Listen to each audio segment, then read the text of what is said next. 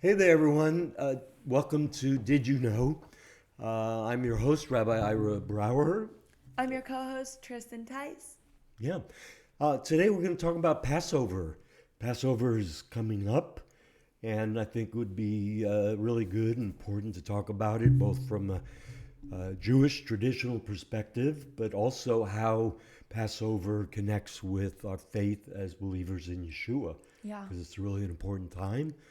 And so I thought maybe we'd start with what does Passover look like today, the traditional Okay. way it's observed, and then we can kind of go from there. Yeah, or even what you do, what your family does to celebrate Passover, your congregation. Sure, sure, yeah. So I grew up. We celebrated Passover every year, and there's two nights traditionally in what's called the diaspora. Mm-hmm. What is the diaspora? The diaspora are all the Jewish people that live outside of Israel. It comes from the word dispersed. Right. And so the biblical command is actually just for the one night, but for different reasons, it became two nights. So the first 2 days, so Passover altogether is biblically 7 days, but there's an extra day that was added on. So it's 8 days, the way it's celebrated traditionally. So there's a Seder the first night and the second night. So what is a Seder, you might ask? Yes, I'm asking, what is a Oh, Seder? okay. I'm glad you asked. That's such a good question. Yeah. So the word Seder means order. And, going back to the account of the Exodus from Egypt, where it says that God told Moses that from generation to generation, we should tell the story of God's faithfulness in redeeming his people, Israel, from slavery in Egypt. Yes. So that is the basis for it, is we retell the story every year. Yes. And so just to kind of clarify it, that's Yeah. the story from when all the Israelites were basically under slavery in Egypt, with Pharaoh, the Egyptian rule. And so once they got freedom from it, that was the Passover, and they were able to be set free from their slavery. Correct. Correct. Okay. Yeah. So, God prophesied really to Abraham back in Genesis that his descendants would be slaves in Egypt for 400 years. Mm. And of course, we read through the narrative in Genesis. It ends, of course, with Joseph being in Egypt and his family coming down because of the famine. And then they stay there. That's my favorite story. Yeah? Yeah. And they stay there for apparently 400 years. And then years later, new Pharaoh arises and he enslaves the people because they reproduce so many. And he was afraid that they would rebel and Right. so on. And so with the Seder, there's also different elements on the Seder plate. There's like Yes. bitterness, and there's what is it that represents like the bitter taste of basically the slavery? What is that called? Uh, the horseradish? Horseradish. Yes. Herbs, yeah. Or So, bitter herbs. like so many things in Judaism, a lot of traditions have evolved over the years. Mm-hmm. So the story starts in Exodus chapter 12 with the actual first Passover, shall we say, where God commanded the children of Israel to take a lamb, take it into their house the week before, inspect it, make sure it's kill perfect, it. and then kill it, Oh my god. roast it overnight. Okay. And then on that first night of Passover, they were to eat the lamb as No. a family. No. Yeah. That's so sad. Oh, the lamb is so good, The though. little lamb. Anyways, so they kill the lamb. They kill the Spotless lamb. Yeah. Interesting. And of We'll have to course, come back to the that. key of that was the blood of the lamb. Yeah, we'll come back to that too. We'll come back to that. So now at Seder time, a lot of the foods and the things that we do have evolved as traditions over the years.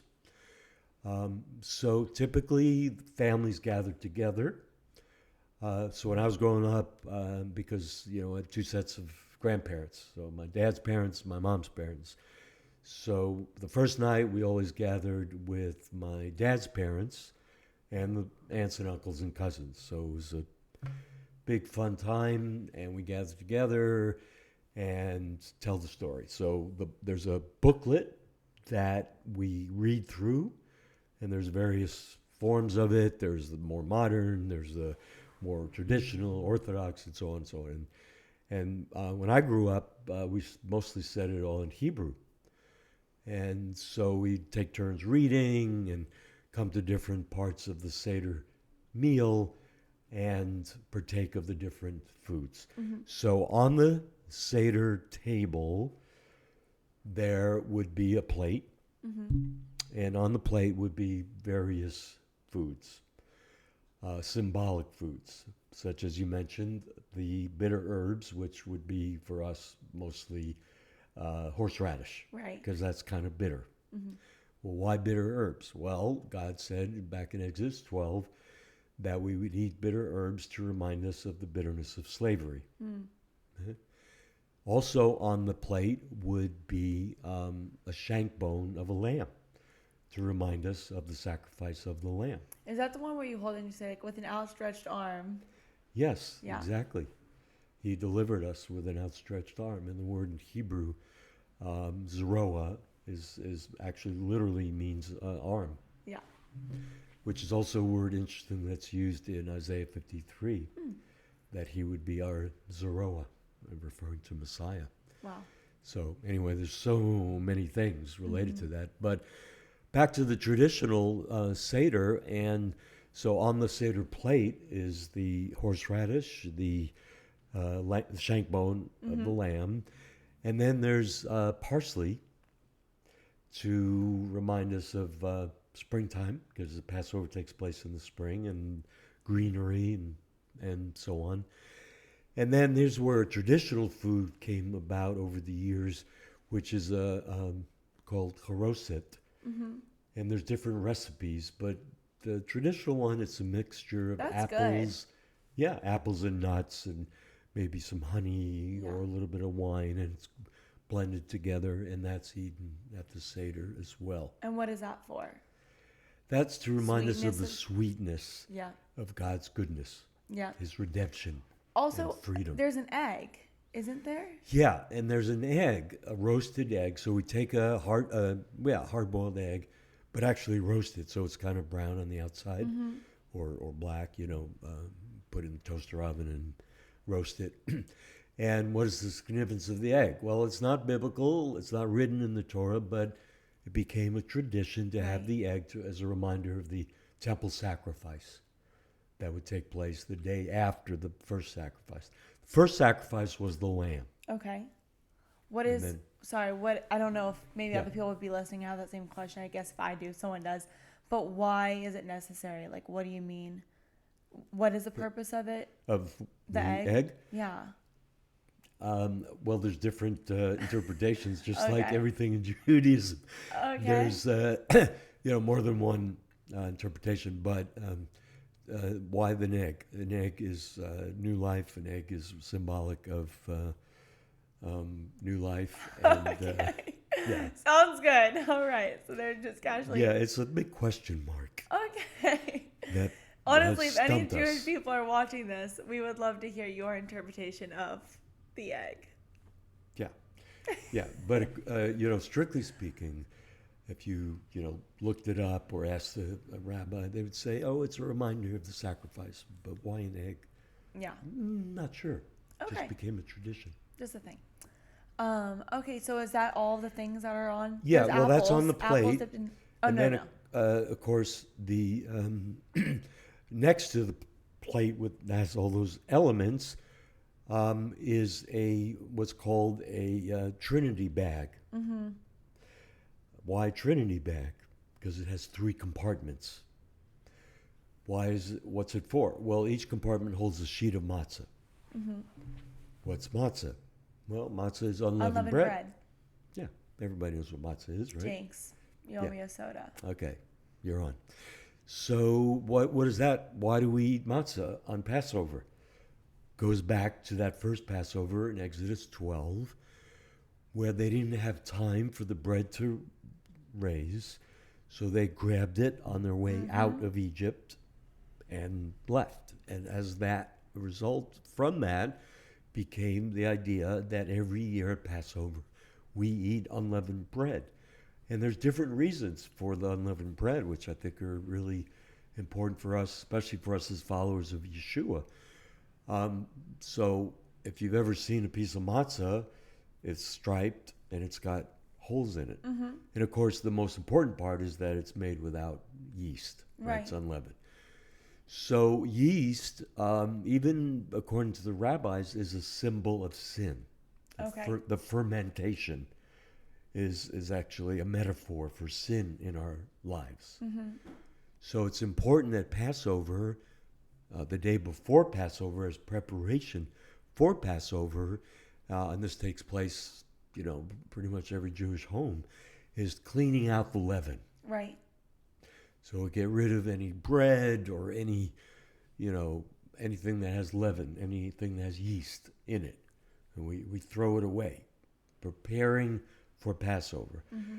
And of course, that is a beautiful metaphor, beautiful picture of how we are to cleanse ourselves from sin, Also, from the fermentation and the leaven that is in our hearts. yes. Also, don't you not eat any bread? Is it for like a week or for a couple days that you're not supposed to eat bread? You're supposed to fast bread? Yeah, so we don't eat any leaven for 7 days. 7 is the days. biblical command. Yes. There was an 8th day added on by the rabbis. So those that hold to the traditions and the rabbinic traditions, it's 8 days. Biblically speaking, it's just 7 days. And that's so do Feast you of do that? Unleavened. Like Oh, you yeah. and your family? Yeah, we do. Yeah. We absolutely do. And I would say most people in our congregation Yeah. hold to it as well. Mm-hmm. And so within what we call Passover, there's actually 3 feasts, which most people don't really realize. But if you look in Leviticus 23, that has the list of the appointed times. Mm-hmm. You've got a list of the spring feasts, and you have a list of the fall feasts, right? There's 7 altogether. So the spring feasts, there's actually 4 that are mentioned. So the one that we know most about is Passover. Right. But within Passover, there's actually 3 feasts. So the Passover, Hebrew is Pesach. Mm-hmm. And it comes from the word passing over, literally. Litzoch, that God passed over the households or the doors of the Jewish people, of the Israelites, as long as they had the blood of the lamb over their doorposts. over their doorposts. Yeah, exactly. And so that's the where the Passover. But that's just the first night, which is called Passover. Mm-hmm. And then for 7 days after is the Feast of Unleavened. So you have Pesach. Now, I'm just strictly speaking now. We call it all Passover. Yes. But if we look deep into it a little more in Leviticus 23 in that list, like I said, so we got the Passover, then we have the Feast of Unleavened. But on the first day of the week following Passover, so for instance, if Passover on the Jewish calendar comes out on a Thursday, the first day of the week would be Sunday. Following that is called the Feast of First Fruits, when the first fruits of the harvest were to be brought in. Okay. Okay? So you got Passover, Feast of First Fruits, and Feast of Unleavened. Yeah. All in one. Now, maybe But it's all intertwined under the yeah, Passover. it's all together. But as I probably in the next episode, we'll talk about how Messiah, Yeshua, fits and fulfills all 3 of those feasts. Okay, that's exciting. I Yeah. can't wait to talk about that. Yeah, we'll talk about that. But going back to the kind of the way the traditional Seder is observed, so pretty much around the world, every Jewish home at Passover, at least the first night, if not also on the second night. Now in Israel, it's just one night. But again, in the diaspora, it'll be 2 nights. So for us as a community, we encourage people to celebrate it the first night in their homes with families. That's what we will do. But then the second night, we're going to have a congregational Seder. Okay. Yeah. And so we come together as a community, and sometimes people will invite friends or family members that maybe don't celebrate it or don't have, their family here or whatever. So we get together and we go through the Seder meal.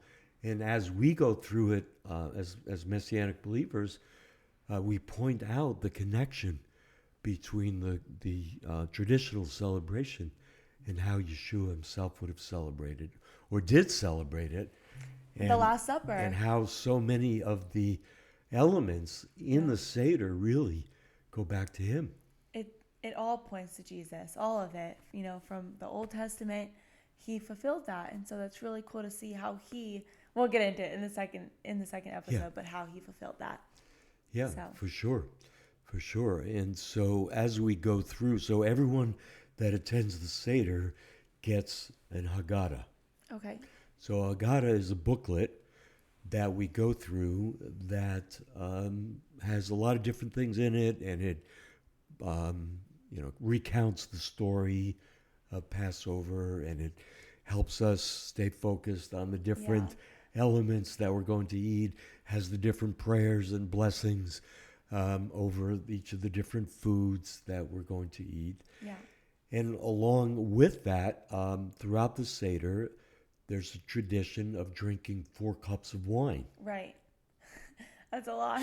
Me and my family have a tradition with it too, where we all go around and read like little sections of that. And then it talks about the 4 sons, the wise son, right? The foolish son. Yeah, exactly. Yeah. There's that. And a lot of these are, stories and traditions that evolved over the years. Right.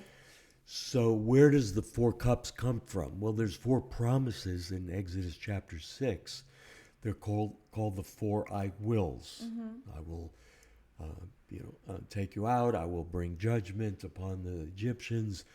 I will bring you into the land, and so on. Mm-hmm. So out of those 4 promises, the 4 cups are. So let's just drink to that. Yeah. So over different parts of the Seder. So we start with the first cup, which is the cup of sanctification. We say prayers. We'll have the first cup. Now, if we're really drinking wine, a lot of times we just drink grape juice. Yeah. So when we have our congregational Seder, we're going to have grape juice.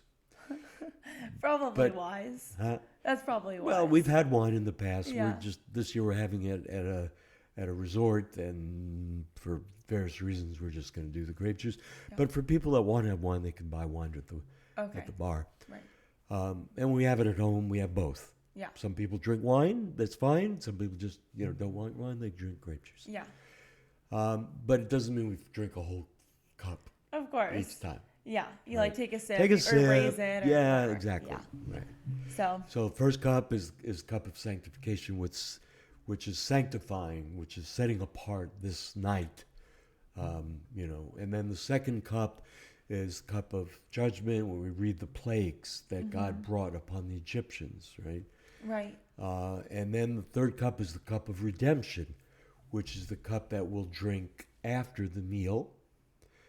And then the fourth cup is the cup of praise, which is towards the end, where we sing Hallel as well. Yeah. And so Hallel is Psalms. Yeah. And you can read this all too, just for time purposes. We're not going to go through and just read the full thing.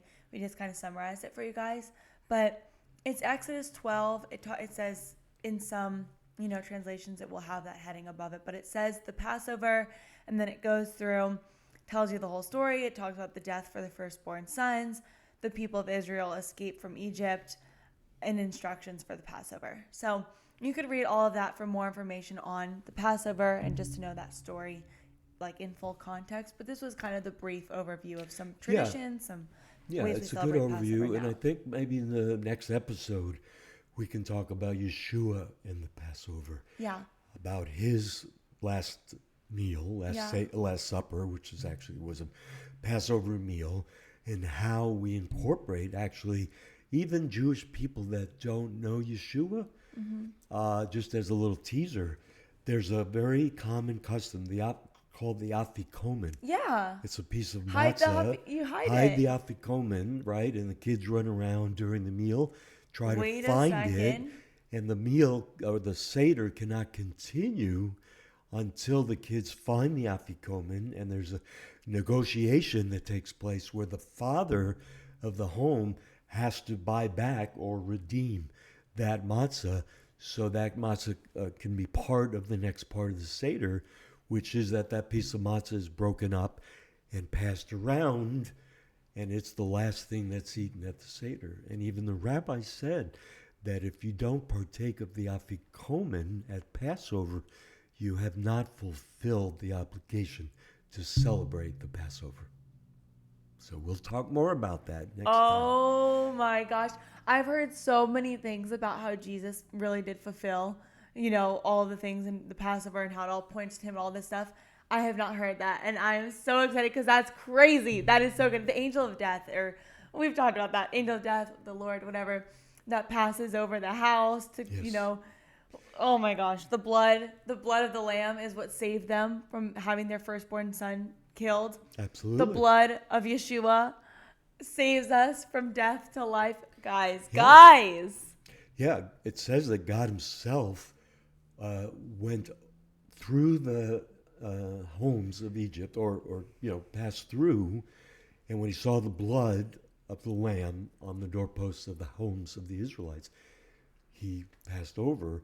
And what was the purpose? To slay, there was the 10th plague, slay the firstborn of the Egyptians as the ultimate judgment upon the Egyptians. Yeah. To show them that he alone is the one true God. Because they worshiped Pharaoh. Pharaoh was the highest God. Yeah. And we could go through it maybe the next time, but each of the 10 plagues was judgment against one of the Egyptian gods. Wow. Okay, we have to talk about it all.